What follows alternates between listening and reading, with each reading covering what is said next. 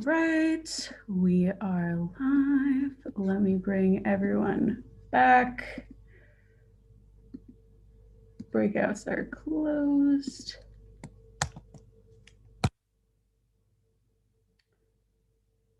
Okay. Let's see. Okay, great. So I thought maybe before we did a little wrap up and talk about what all our groups discussed, I just wanted to introduce Catherine, Cara, and Michelle. Catherine, you might not recognize her today because she and I are wearing the same sweater. So it's like we're twins. But if you guys want to say hi. Sure. Hey, everyone. Great to be here today and see some familiar faces and meet some new folks. Hi. It's wonderful to see you all too. Appreciate all your interest in this topic.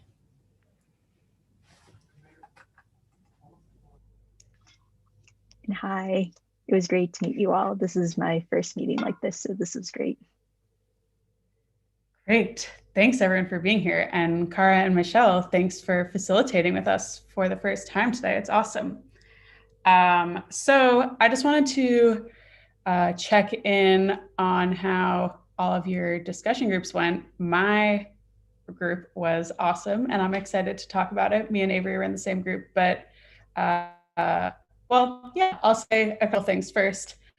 We talked about a couple things. We talked about many things, including Chris maybe skydiving on Twitch for the teens of the state of Maine, which I'm going to hold you to, Chris.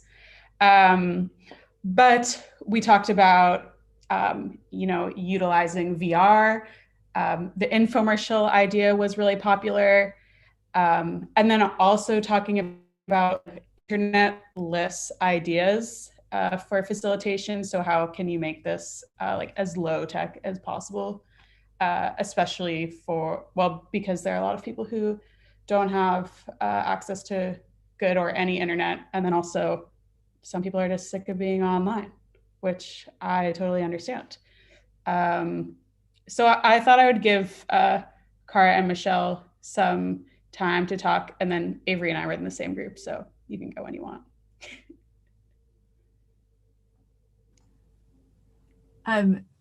We had a few librarians who were doing different programs, particularly sending materials home and trying to figure out ways for the families to connect afterwards. And so we were doing some brainstorming around that.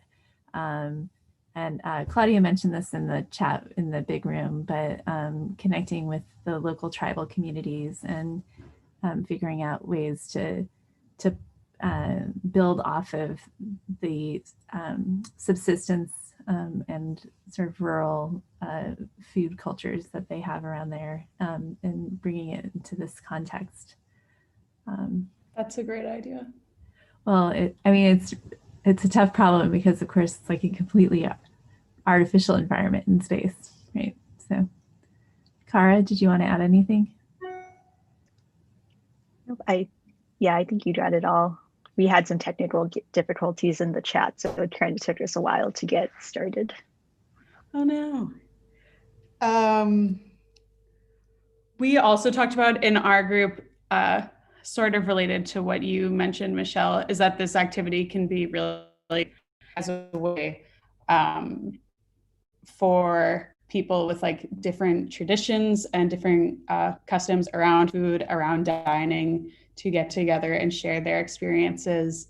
Pam had mentioned a great idea of maybe starting out with just everyone getting a chance to write about or share with a partner a food or a food tradition that they really enjoy. And then thinking, okay, well, how can we talk about this? Or how can we adapt this for a space? And we've tried that before in our playtesting and it works. So I would say we have this great idea and we have some proof that it works. So I would recommend that you all try that if you're looking for a starting place. I also want to give a shout out to Chris, who said, who used the term low floors, high ceilings when describing access to activities for patrons. And that's big around here. So, yeah. I'll add a couple of things. I know that Pamela just sounded off in the chat in the Hangout, and Azra also discussed this, but this idea of like bringing comfort into space, not only through like food, but also tradition and like physical environment in space. So I think that's like a really interesting prompt to get around. And then we also discussed like flavorings a lot. So I think tools are sort of like what pops into mind initially when thinking about this activity, but really getting into that like flavor dimension. And if you're creating kits for this, you can include like little snacks or flavors. When Maggie's run this workshop, she's brought like chips with different flavors, or like even Pop Rocks with different flavors. So like you can think about little cool treats to include. Also, we discussed the idea of like space capsules and like what we would send to another planet.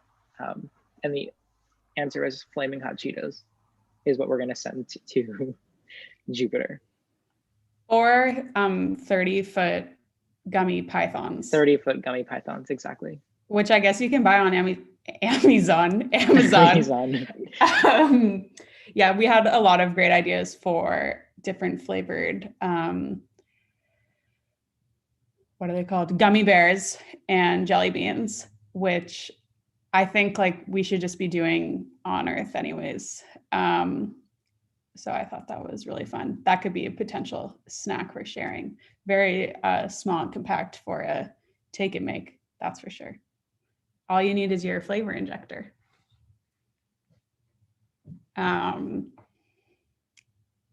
Cool. Does anyone else have anything to add before we finish up? There were a lot of great ideas mentioned in the chat that we mentioned some of them here, but I would recommend you all check them out. But otherwise, I think we can wrap up. This was awesome, and it was great for us. There are a lot of new people here today, and that's really exciting. So I'm really glad you all came, and I hope you enjoyed our workshop today. If you have any questions, you can reach out to us at plix@media.mit.edu, and definitely scroll up and check out those links to come to our workshop and join the forum. So with that, I'll let you all have your 3 more minutes. I'm going to find a space-related song and put it in the chat. But yeah. All right. Cool. Thank you, Thanks, everyone. everyone. Thanks, everyone. Thank you. Peace out of this